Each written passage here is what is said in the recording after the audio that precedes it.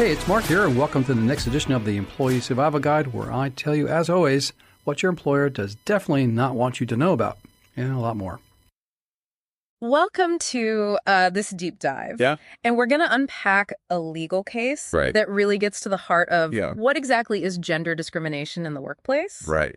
And you've sent us some fascinating legal documents, court filings, and decisions around the case of Renee Mihalik. Yeah. And so our mission today is to figure out what happened to her at the securities brokerage firm, what claims she made against them, and how the courts responded to those claims. What's really interesting is that having access to these documents, we can sort of trace how a case evolves.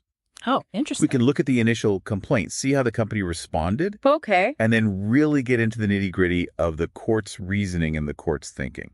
So Renee Mihalik. Yes. Tell me more about her and where she worked. So Renee Mihalik was hired as a vice president at Credit Agricole Cheuvreux, North America. Okay. A firm that from this point on we'll just call Cheuvreux for simplicity.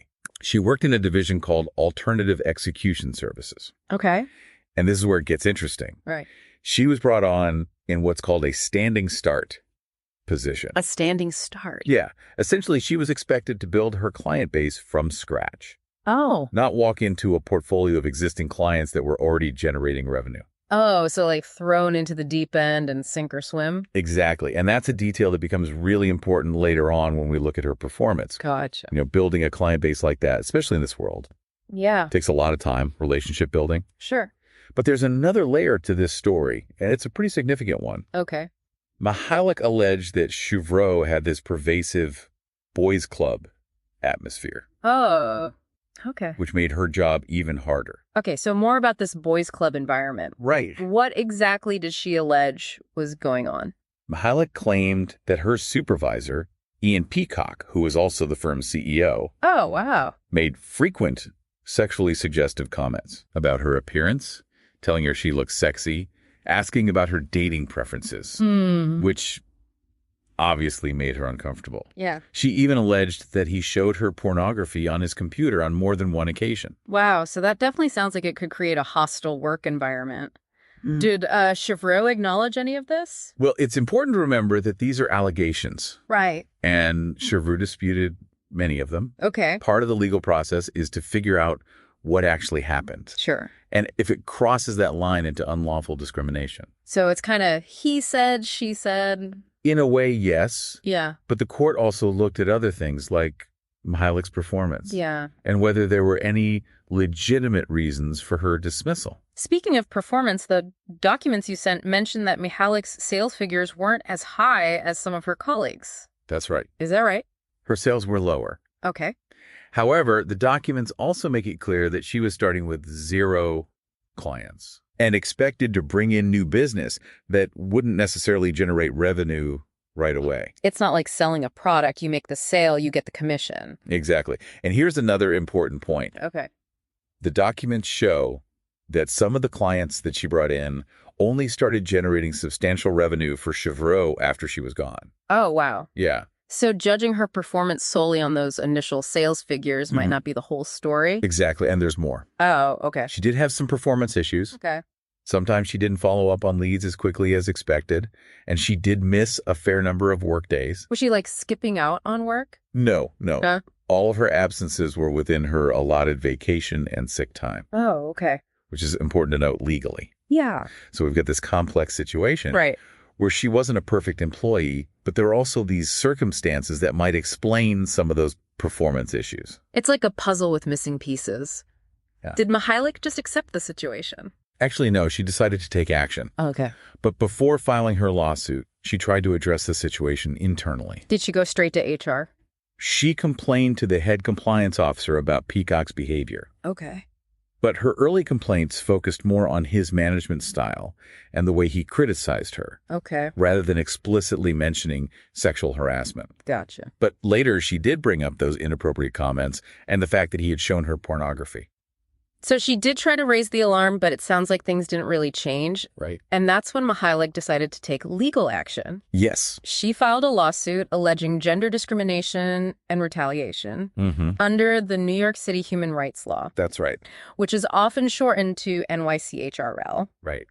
And you mentioned the NYCHRL earlier. Yeah. Can you explain what that is and why she chose to sue under that specific law? That's a great question. Yeah. And it's really crucial for understanding the rest of this case. Okay.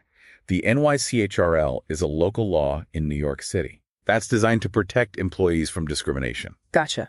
It's often seen as offering broader protections than federal law. Okay. When it comes to things like gender discrimination and harassment. Okay, so that's a key detail to keep in mind. Yes. So she goes to court armed with this NYCHRL lawsuit. What happens next? Well, that's where things get really interesting. Oh, okay. And we'll dive into that in the next part of our deep dive. Okay. All right. That sounds good. Yeah. So we left off with Renee Mihalik filing this lawsuit Right. under the NYCHRL, and you said it's often seen as like stronger than federal law Yeah. when it comes to protecting employees. Okay. So what happened when her case went before a judge? Well, initially, the district court actually ruled in favor of Cheuvreux. Oh, really? Yeah, dismissing all of Mihalik's claims. Oh, wow. It sounded like she had a pretty strong case.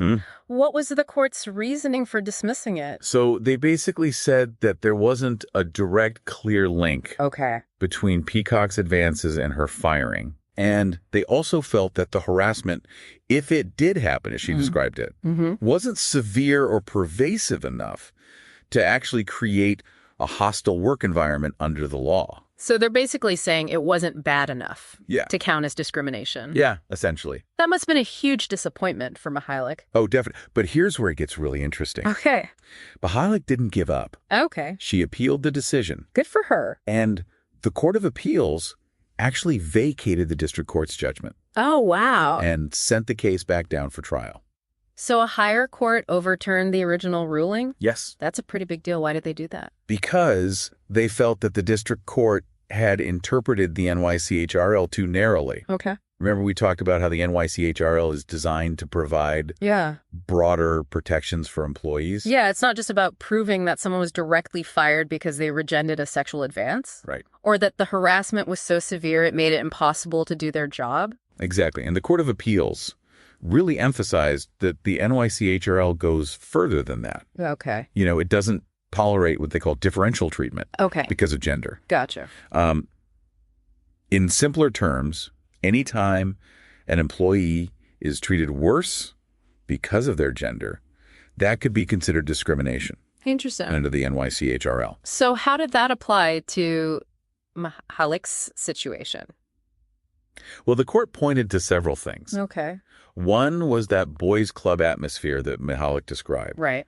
They seem to agree that if her account was accurate, the environment at Cheuvreux could be considered hostile, particularly for women. So even if there wasn't like one single egregious act of harassment, the overall culture? The overall culture of the workplace mattered. Really mattered. Yeah. The court also looked at the way Mihalik's performance was evaluated? Yeah. You mean the fact that her sales numbers were lower? Right. They acknowledged that her performance wasn't perfect. Right. But they made this really crucial point. Even if an employee is struggling, that doesn't give an employer the right to discriminate against them. Right. You can't just use someone's performance as an excuse to treat them unfairly because of their gender. Exactly. And the court was essentially saying, let's not lose sight of the bigger picture. Yeah. Even if she wasn't the top salesperson, does that justify subjecting her to a hostile work environment because of her gender? So by sending the case back for trial, it sounds like the Court of Appeals was saying, hold on, there's some serious issues here that need to be examined more closely. Exactly. Did a jury actually get to hear this case and decide? That's where things take another turn. Okay. Instead of going to a full-blown trial, the parties actually reached a settlement. Oh, wow. A settlement? So we don't really know what happened in the end? Right. Settlement agreements are usually confidential, so we don't know the exact terms of the agreement or who, if anyone, won. That's too bad. Yeah. It would have been fascinating to see how a jury applied the NYCHRL. Yeah. In this kind of situation? Yeah, right. But does the fact that they settled tell us anything? It could. You know, reaching a settlement often means that both sides recognize there was a certain amount of risk involved in going to trial. Right.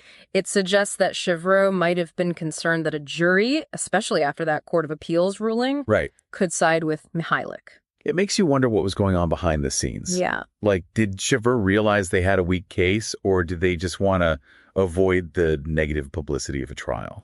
We can only speculate, but it definitely adds another layer of intrigue to this whole story. So let's recap for our listener. Yeah. We have this woman. She claims she was subjected to gender discrimination. Right. Toxic work environment. Uh-huh. A lower court dismisses her case. Mm-hmm.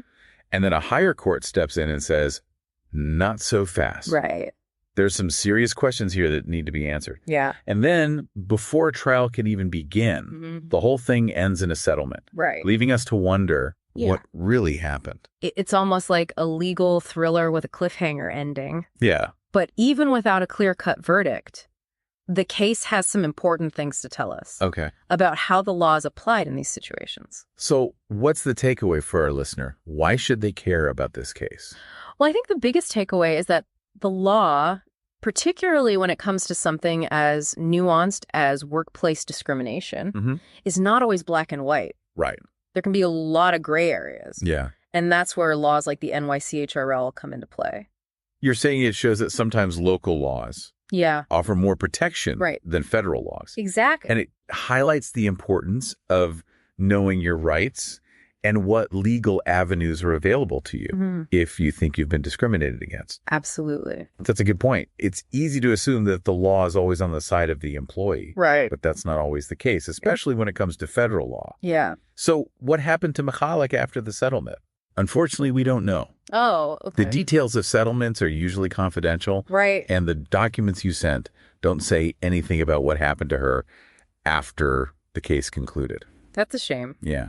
I'd be curious to know if she stayed in the finance industry or pursued a different path. Right. But even without knowing that, it's clear that this case sparked a much larger conversation about workplace culture and the need for stronger legal protections against discrimination. Absolutely. Should we explore that now? Absolutely. Let's dive into that in the next part of our deep dive. We've been talking about this legal case with Renee Mihalik. Yeah.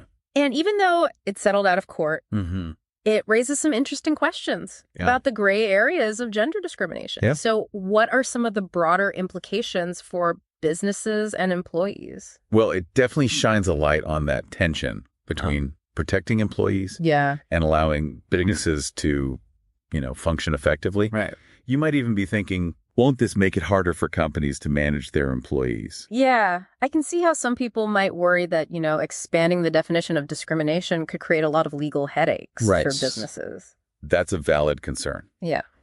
But let's flip the script for a moment. Okay. And think about it from the perspective of the employee who's experiencing discrimination. Right.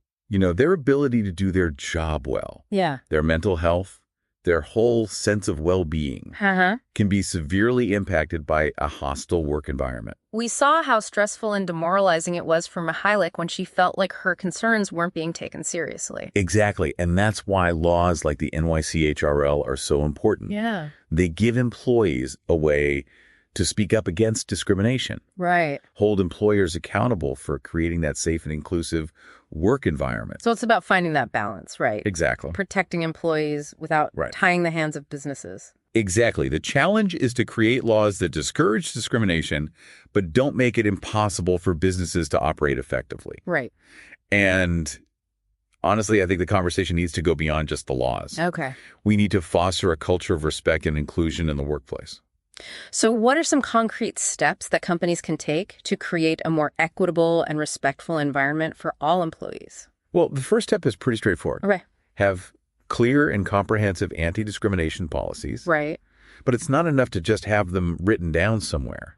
Companies need to actually train employees on what those policies mean. Right. What constitutes inappropriate behavior. Right. How to report any concerns they have. You're saying it needs to be more than just words on paper. Right. It's about creating a culture where everyone understands the rules of the game and feels empowered to speak up. Yeah. If they see those rules being broken. And I think having diverse leadership teams can also go a long way toward fostering a more inclusive workplace. Absolutely. If the people in charge represent a wider range of backgrounds and experiences, they're more likely to be sensitive to the needs of all employees. Makes sense. And another crucial element is making sure employees feel comfortable reporting concerns without fear of retaliation. Yeah. That means having multiple avenues for reporting, right, not just relying on a single HR department or a manager who might be part of the problem. You know, listening to all this, I can't help but think about the role technology plays in both amplifying and mitigating these challenges. Oh, that's such a great point. Yeah. Technology is a double-edged sword when it comes to discrimination. Yeah. On the one hand, social media has given a voice to those who've experienced discrimination. Right. You know, they can call out bad behavior, hold companies accountable in ways that weren't possible before. It's a whole new level of transparency. It is. But I guess the flip side is that technology can also perpetuate those existing biases. Exactly. We've seen how algorithms and AI can actually reinforce existing inequalities, Right. sometimes with discriminatory outcomes. So we need to be really thoughtful about how we design and use technology. Absolutely. It's not a neutral tool. Right. It reflects the values and biases of the people who created it. Exactly. And I think as technology continues to evolve, we need to be even more vigilant about ensuring that it's used to promote fairness and equality. So this case, even though it ended in a settlement, really highlights that creating a truly equitable workplace requires constant effort and vigilance. It does. It's not a one-time fix, it's an ongoing process.